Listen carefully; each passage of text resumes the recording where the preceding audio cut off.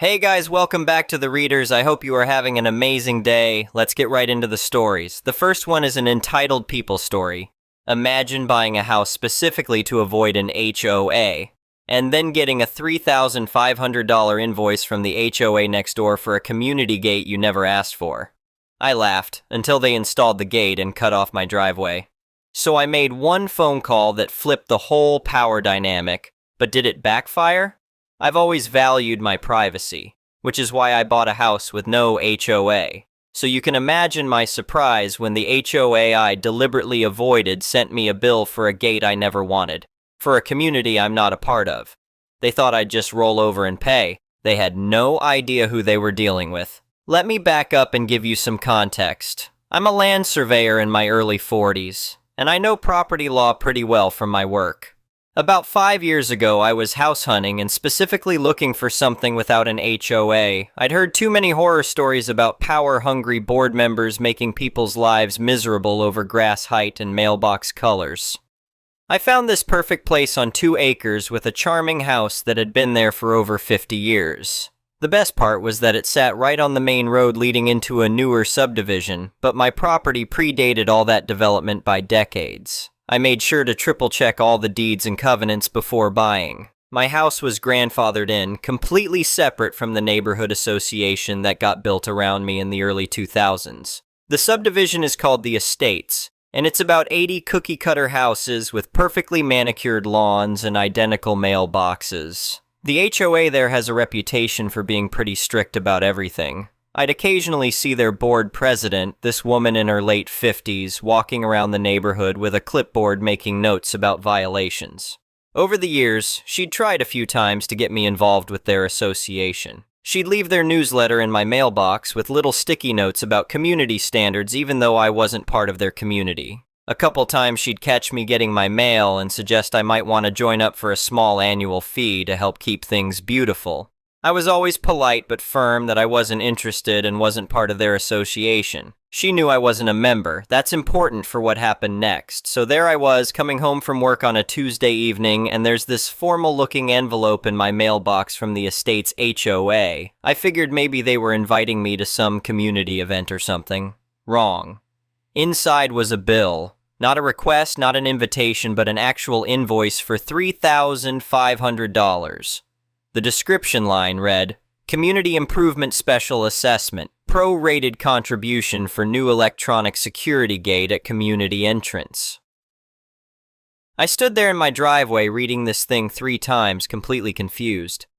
My first thought was that it had to be some kind of administrative mistake. Maybe they'd mixed up addresses or something. I went inside and pulled out all my property documents just to double-check what I already knew. My deed was crystal clear. No HOA encumbrance. The road running past my house, which they called the main road, was a public access road, not private HOA property. I figured I'd call them in the morning and get it sorted out. Simple misunderstanding, right? The next day I called the number on the invoice. A woman answered and immediately identified herself as the HOA president. Her tone was already pretty condescending when I explained I'd received a bill in error since I wasn't a member of the association. She cut me off before I could finish. Oh, we know you're not a technical member, but the gate is being installed on the main road, which you use every day. Since you benefit from the added security and increased property value, the board voted that it's only fair you contribute your share. Everyone has to pay.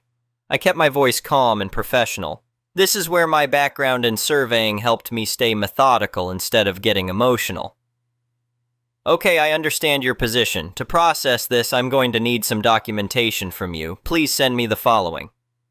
I listed off what I needed. A copy of any signed agreement where I consented to be financially responsible for HOA projects. The section of the county property covenants that granted their HOA authority to levy fees against my specific non-affiliated property, and the minutes from the HOA meeting where this assessment was voted on, specifically the part that legally justified billing a non-member. She got flustered and defensive real quick, started going on about how it was just common sense and I was being difficult. She ended the call by telling me to just pay the bill because it would be easier for everyone. That should have been the end of it. I figured once she realized she couldn't produce the documentation, they'd drop the whole thing. I was wrong. A week later, another letter arrived. This one had a much more aggressive tone. It mentioned late fees and threatened to place a lien on my property if the money wasn't paid within 30 days. They were serious about this. But here's where it gets really crazy. While I'm dealing with these threatening letters, they actually went ahead and built the thing. I came home from work one evening and there's this huge ornate metal gate installed right on the main road. It was positioned just past the turnoff from the highway, but before my driveway entrance. They'd left barely enough room for a car to pull over, but my access to my own property was completely blocked by this electronic gate with a keypad and card reader. I was furious, but I kept my cool. I called the HOA president immediately. Her response was the ultimate power play. She told me that access codes were provided to all residents who were current on their payments. As soon as my special assessment of $3,500 was paid, she'd be happy to give me the code and 2 remote devices. That was it.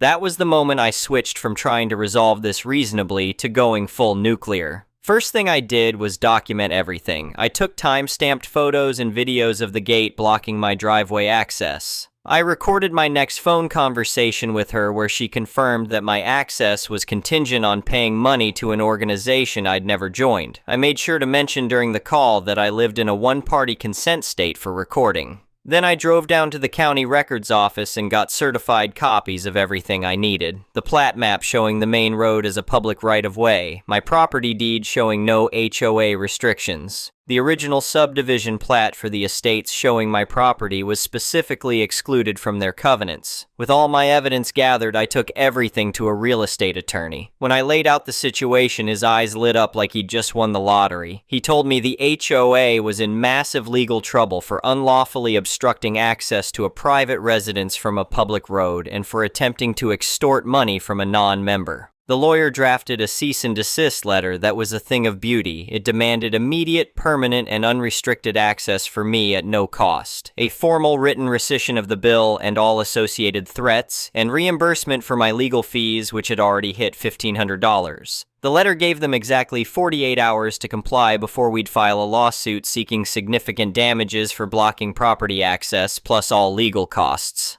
But here's the part I'm most proud of. While we were waiting for their response, I had what I call my masterstroke moment. As a surveyor who works with municipal codes all the time, I started thinking about the public safety aspect of what they'd done. I called the local fire marshal's office. I presented myself as a concerned citizen with a question about the new gate. Hello, I'm calling to inquire about an electronic gate that was installed on the main road. I was wondering if a permit was pulled for it. I'm concerned about emergency vehicle access. Does it have the required emergency access system for fire department entry? The person I spoke with got very interested very quickly. Unpermitted commercial gates on public access roads are apparently a huge liability and a major code violation. They told me they'd send someone out to inspect it right away. Now I'm sitting back waiting to see how this plays out, knowing I've got them cornered from 2 different angles. The next morning was like Christmas. I got a panicked phone call from someone who identified himself as the HOA's attorney. Not the president, not a board member, but their lawyer. That told me everything I needed to know about how seriously they were taking this situation now. He told me they'd received my attorney's letter and wanted to discuss a resolution. Before I could even respond, he mentioned that they'd also had a visit from the fire marshal the day before. Apparently, the gate failed inspection pretty spectacularly. The fire marshal had found multiple violations. No permit had been pulled for the installation. The gate didn't have the required emergency access system. It was blocking a public right-of-way without proper authorization. They'd been hit with a $10,000 fine and given 72 hours to either remove the gate entirely or replace it with a fully compliant permitted system, which would cost them tens of thousands more. The HOA's lawyer was practically begging me not to file the lawsuit. He said they were prepared to meet all my demands immediately, full access at no charge, complete rescission of the bill and all threats, payment of my legal fees. He wanted to know if we could settle this without going to court. I told him to have the check for my legal fees overnighted and to provide me with the master access code and 4 remote devices by end of business that day. Then we'd talk about not suing them. Everything arrived exactly as promised. The check, the access codes, the remotes, along with a formal letter signed by every board member stating that I would never be charged for any HOA-related expenses and that my access would never be restricted again. But the story gets even better. Remember how I mentioned that other residents in the neighborhood were pretty unhappy about the special assessment to begin with? Well, when word got out about what had happened, they were absolutely furious with the board. Not only had their community improvement turned into a financial disaster, but now they were facing another even larger special assessment to pay the fire marshal's fine and either fix the gate or remove it entirely. The HOA president who started this whole mess became a complete pariah in the neighborhood. People were openly calling for her resignation at the next board meeting. The whole board ended up having to step down because residents had completely lost confidence in their leadership. The gate is still there, but it's now a fully compliant system that cost them nearly $40,000 to fix properly. Every time I drive through it with my remote, I think about how this all started because someone thought they could bully me into paying for something I never wanted and had no legal obligation to support. The estates ended up having to levy a special assessment of almost $2,000 per house to cover all the costs they'd racked up. The fire marshal's fine, my legal fees, the cost to bring the gate up to code, and their own legal expenses for the whole mess. What really gets me is how avoidable this all was. If the original HOA president had just accepted my polite decline when I told her I wasn't interested in joining their association, none of this would have happened. But she decided she knew better than property law and figured she could steamroll me into compliance. I think what saved me in this situation was staying completely factual and methodical. I never got into arguments about what was fair or reasonable. I just kept asking for the documentation they couldn't provide and let them dig their own hole deeper and deeper. When they actually blocked my access to my own property, they crossed a line that gave me all the legal ammunition I needed. The other thing that worked in my favor was understanding the regulatory side of what they were doing. Most people probably wouldn't have thought to call the fire marshal about the gate installation. But because of my professional background, I knew that unpermitted structures on public roads are a serious code violation that municipal authorities take very seriously. In the end, they had to pay my legal fees, a 5-figure fine to the county, and tens of thousands more to fix their own mess, all because they thought they could bully someone who knew exactly what his legal rights were. I never raised my voice, never argued about feelings or fairness. I just calmly requested the paperwork they didn't have and let them build their own trap. My advice to anyone dealing with similar situations is simple. Don't play their emotional games, play by the book, the rule book, the law book, the code book, document everything, get professional help when you need it. And remember that bullies usually back down fast when they realize they're facing someone who understands the system better than they do. But there's more to this story that makes it even more satisfying. About 2 months after everything got settled, I started hearing through the neighborhood that the HOA was having serious financial problems because of what happened. The special assessments had been so large that several families were actually struggling to pay them. Some were even talking about selling their houses rather than deal with the ongoing dysfunction in the association. The former HOA president had basically become a hermit. People told me she rarely left her house, and when she did, neighbors would either ignore her completely or make snide comments about the gate fiasco. Her husband was apparently pretty embarrassed about the whole thing and had been apologizing to people around the neighborhood.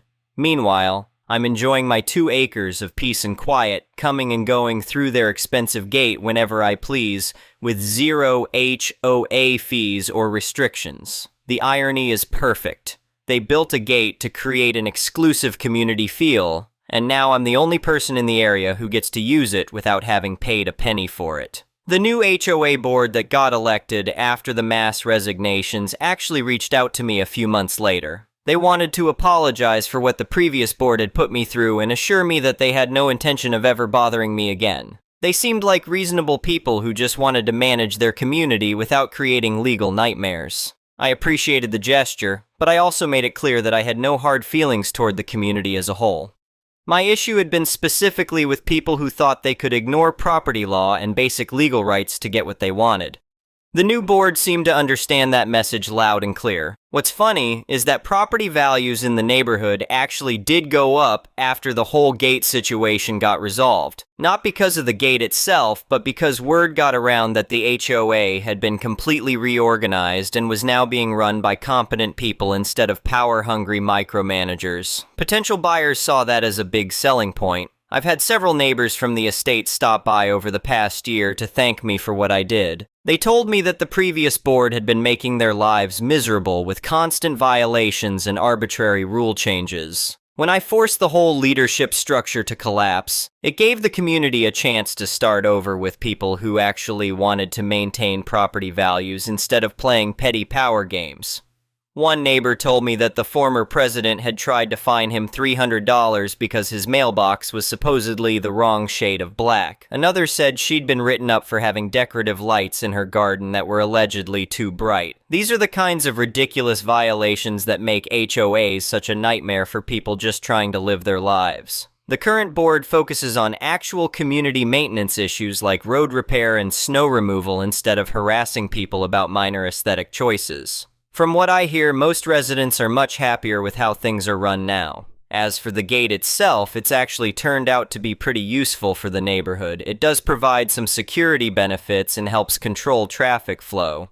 The difference is that now it's a properly permitted code-compliant installation that residents actually voted on and agreed to pay for through legitimate channels. I still chuckle every time I drive through it. My 4 remote controls are sitting in my kitchen drawer, and I've given one to each of my kids and my elderly parents who visit regularly. None of us ever paid a penny toward that gate, but we all have unlimited access, while the people who actually funded it had to go through a complete community upheaval to get it properly installed. The whole experience taught me a lot about how important it is to know your rights and be willing to defend them. If I just paid that initial bill to avoid confrontation, it would have set a precedent that the HOA could charge me for anything they wanted. They would have kept coming back with more demands, more assessments, more attempts to control property that wasn't theirs to control.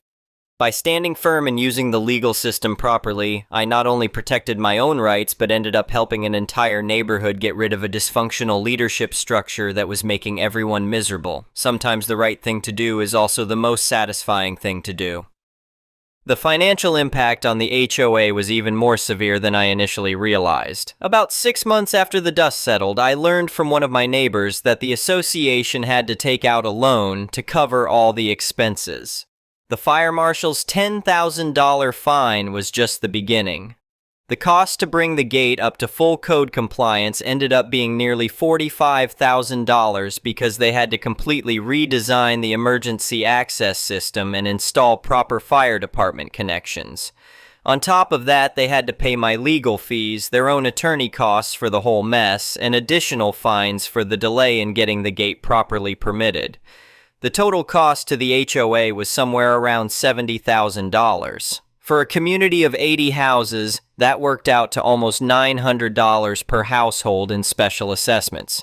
But here's where it gets really interesting from a legal perspective. Because the original gate installation was done without proper permits and violated multiple safety codes, the HOA's insurance company initially refused to cover any of the costs. They argued that the association had acted negligently by installing unpermitted infrastructure on a public right-of-way without proper engineering review. This meant the HOA had to fight a separate battle with their insurance provider, while also dealing with the fire marshal's requirements and my legal demands. The insurance dispute dragged on for months and required them to hire additional legal representation, which just kept adding to their costs. During this whole period, I kept detailed records of everything that was happening. As a surveyor, documentation is second nature to me, and I figured it was smart to maintain a complete file in case there were any future issues. I photographed every piece of correspondence, recorded the dates of all phone calls, and even kept a log of when construction crews were working on the gate modifications.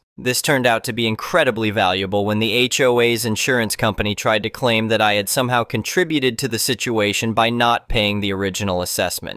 They suggested that if I had just paid the money, the whole costly mess could have been avoided. My attorney was able to shut that down immediately by showing that I had never had any legal obligation to pay anything, and that the HOA had acted entirely without authority. The insurance dispute finally got resolved about 8 months after the original gate incident, but not in the HOA's favor. The insurance company agreed to cover about 60% of the costs, leaving the association on the hook for the remaining $30,000 or so. This led to yet another special assessment for the residents, which caused even more anger toward the former board members who had created the whole situation.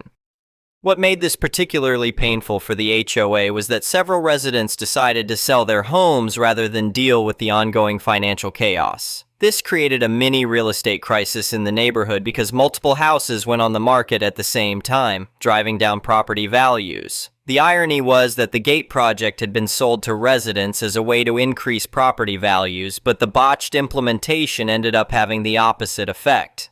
I started getting calls from real estate agents who were trying to sell houses in the estates. They wanted to know if I had any ongoing disputes with the HOA that might affect their clients' purchases. I was always honest about what had happened, but I made it clear that my issues had been resolved and that the new board seemed much more reasonable to work with. One particularly memorable conversation was with an agent who was representing a family looking at the house that used to belong to the former HOA president. She had ended up selling and moving out of state about a year after the whole gate disaster. The agent wanted to make sure there wouldn't be any awkwardness if his clients bought the house, given my history with the previous owner. I told him that I had no personal animosity toward anyone and that I'd always been willing to be a good neighbor to anyone who respected basic property rights. The family ended up buying the house, and they've been perfectly pleasant neighbors. The husband actually came over to introduce himself and mentioned that he'd heard the whole story from other people in the neighborhood. He thanked me for helping get rid of what he called the old regime that had been making everyone miserable. The new owners also mentioned something interesting about the house sale. Apparently, when they were doing their home inspection, they discovered that the former president had made several modifications to her property without proper permits. Nothing major, but things like a deck extension and some electrical work that should have been inspected by the county. The irony of someone who had been obsessed with enforcing HOA rules while ignoring actual building codes wasn't lost on anyone. This whole experience also taught me a lot about how these neighborhood power dynamics work. I learned that the former president had actually been involved in similar disputes with other residents over the years, but most people had just given in rather than fight back. There was one family who had been forced to repaint their entire house because she claimed the color was too bright, and another resident who had to remove a vegetable garden because it supposedly violated landscaping standards. None of these violations were actually spelled out clearly in the HOA covenants, but people just went along with her demands because they didn't want the hassle of arguing. This pattern of intimidation had been going on for years, with the board essentially making up rules as they went along and expecting people to comply without question. The fact that I had professional knowledge of property law and wasn't intimidated by their tactics apparently sent shockwaves through the whole system. One neighbor told me that word had spread to other HOAs in the area about what had happened, and several other communities had started reviewing their own practices to make sure they weren't overstepping their legal authority. I even got a call from a journalist at the local newspaper who wanted to write a story about HOA overreach and property rights. I declined to be interviewed because I didn't want to turn this into a public spectacle, but I did provide some general information about how property owners can protect themselves from illegitimate HOA demands. The reporter told me that she'd been getting a lot of tips from people in various neighborhoods who were dealing with similar issues. Apparently, aggressive HOA enforcement had become a pretty common problem in our county as more subdivisions were built with these associations. My case had become something of a cautionary tale for boards that might be tempted to exceed their authority. From a professional standpoint, this whole experience actually ended up being valuable for my surveying business. Word got around that I was someone who really understood property rights and wasn't afraid to defend them. I started getting more calls from people who were dealing with boundary disputes, easement issues, and other property-related legal matters. One particularly interesting case involved a family whose neighbor was claiming that their driveway encroached on his property by a few inches. The neighbor was demanding that they tear up the entire driveway and rebuild it, which would have cost them thousands of dollars. I was able to do a proper survey and show that the driveway was actually completely within their property boundaries. The original survey stakes had just been misaligned, creating the false impression of an encroachment. Another case involved a property owner whose HOA was claiming that his fence was too tall and violated community standards. A proper survey showed that the fence was actually on a slope, and while it appeared to be over the height limit from one side, it was completely within the allowed dimensions when measured correctly. The HOA backed down immediately once they were presented with professional documentation. These experiences reinforced my belief that most property disputes can be resolved pretty easily if you have accurate information and aren't afraid to stand up for what's legally correct. The problem is that a lot of people just don't know their rights or don't want to deal with the confrontation involved in defending them. Getting back to my own situation, the final chapter in the Gate saga came about 2 years after the original incident. The estate's HOA contacted me to ask if I would be interested in joining the association voluntarily. The new board had apparently decided that having someone with my professional background and legal knowledge as a member might help them avoid future problems. I actually considered it for a while. The new leadership seemed competent and reasonable, and I thought maybe I could help them make better decisions about community projects. But ultimately, I decided that I preferred my independence. I didn't want to get involved in the politics of neighborhood management, even with a functional board. I did tell them that I'd be happy to provide professional consultation on any projects that might affect my property or involve public right-of-way issues. This turned out to be helpful a couple years later when they wanted to install some decorative lighting along the main road. I was able to review their plans and suggest some modifications that would avoid permitting issues and ensure they didn't create any problems with county road maintenance. The relationship between me and the neighborhood is probably better now than it ever was before the Gate incident. People know that I'm not anti-community, but that I also won't be pushed around by anyone who tries to overstep their authority. It's actually created a kind of mutual respect that works well for everyone involved. Looking back on the whole experience, I think the most important lesson is that knowledge really is power in these situations. If I hadn't understood property law and municipal codes, I probably would have been stuck either paying money I didn't owe or getting into a prolonged legal battle that might not have gone my way. But because I knew exactly what my rights were and understood how the regulatory system worked, I was able to turn the tables completely. The HOA thought they were dealing with just another homeowner who would roll over when pressured. They had no idea they were messing with someone who could outmaneuver them both legally and bureaucratically. The other key factor was staying calm and methodical throughout the whole process. I never let it become personal or emotional, even when they were literally blocking access to my own property. I just kept asking for documentation they couldn't provide and following proper legal channels to protect my rights. In the end, they learned a very expensive lesson about the importance of understanding your legal authority before trying to exercise it. And I got permanent free access to their expensive gate system while maintaining my complete independence from their association. Not a bad outcome for someone who just wanted to be left alone on his own property. The next one is a malicious compliance story. I've played in the same Thursday night recreational volleyball league for about 5 years. It's a good time mostly. Last season, the league coordinator, a guy who takes this extremely casually competitive environment with a level of seriousness that I find genuinely impressive, introduced new roster rules after a team the previous season had been swapping in ringers for playoff games. Understandable in theory, the new rules stated that rosters must be finalized and submitted in writing by the end of week 2, after which the roster is unchangeable for the remainder of the season, including playoffs. He announced this at the opening night and posted it in the group chat. Unchangeable. His word. My team had 7 people registered when the deadline hit. In week 4, our setter moved to another city for work. Genuinely unexpected, and we were down to 6, which is exactly the legal minimum to field a team. Every point margin suddenly mattered a lot more than it used to. I went back and read the rule he had posted, and I noticed something. The rule said the roster was unchangeable. It said nothing about who could show up to a game and participate as long as they were already on the roster. It also said nothing about the roster having to reflect reality at time of submission. There was no rule against listing someone who had not yet committed to playing. I messaged the coordinator and asked him very casually if there was any rule against submitting a roster that included people who might not attend every game. He said no, obviously people have scheduling conflicts. Perfect.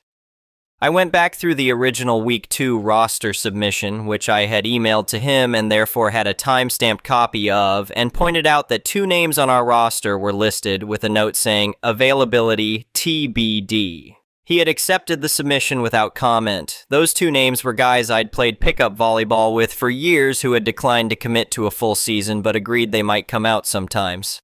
I called them both and they agreed to start showing up regularly given the situation. Coordinator said this wasn't in the spirit of the rule. I agreed with him completely and kept playing with a full roster through the playoffs. We came second. The following season, he rewrote the rules to require proof of attendance in at least one of the first 2 weeks to be considered a valid roster member. Reasonable, honestly. But we had a good run. The next one is an entitled people story. Let me preface this by saying this coworker, whom I will call Jane, fake name, and I have had issues for nearly a year in the 2 years I've worked at my place of employment, a hotel. We were cool for the first year and called each other the other's work wife.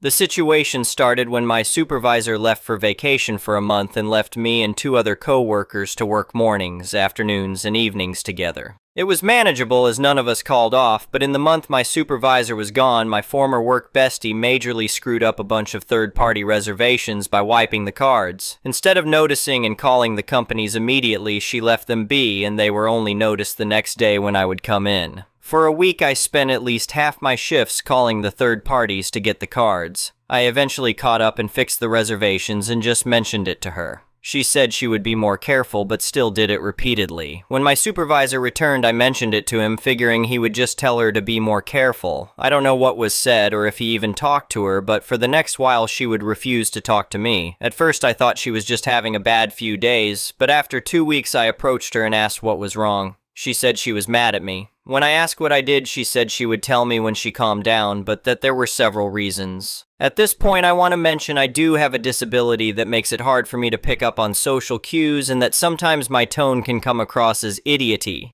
I work hard to make sure my filter catches it, but it sometimes fails. I have told my coworkers to please talk, tell me when I slip up and I will apologize, or to tell my supervisor and I will work harder to be better. I have taken accountability immediately on the few times people have said something. 2 weeks after she told me she was mad, I finally approached her to see if she was ready to talk. She said she didn't want anything to do with me. I said okay, apologized for whatever I did, which I think part of it was I went to our supervisor, or it could have been how I spoke to her at some point, but I honestly do not know, and that I would only do the shift pass along. There would be absolutely no small talk. For the next 4 months, she kept true to her word. She would not even acknowledge when I passed along the information. Eventually, I became anxious that something would happen and that she would say I didn't pass along the information when I did. I went to my supervisor again and explained what had been going on and that I really didn't want to bring it up as I didn't want to get in trouble, but I would just appreciate if he could ask my coworker to simply nod her head when I pass along the shift information so that I could be sure she heard me. I got scolded for waiting so long to bring it up, but that was the extent of it. After that, Jane did start to nod during the few times she relieved me from my shifts, but my supervisor avoided scheduling our shifts to overlap if possible. Now, to present day after 7 months of her only nodding at me passing along shift inform, she suddenly texts me asking me to take 4 of her shifts. I didn't open the text, so she didn't see I read it as I refused to do anything for her. I simply texted another coworker, Rose, about it, and I think she ended up taking Jane's shifts. Today was one of the few days where Jane and I's shifts overlapped, and she cornered me as I was leaving to ask why I wouldn't take her shifts or talk to her. I simply told her that the extent of our relationship is passing along shift information. She said we could be friends again. I point blank told her that it was not possible anymore as I had multiple times tried to communicate with her to try and get over the issues she has with me. I've asked what it was I did wrong, apologized despite not knowing explicitly what it is I did. She told me that I was making things worse and that I should just forget all of it and she would too. I simply told her to have a nice night and let my supervisor know. I want to quit at this point, but I don't want to give her the satisfaction of driving me out. I think she is going to be fired soon anyways, as I hear from Rose that she has started causing trouble for her and the night auditors. Anyway, thank you for watching.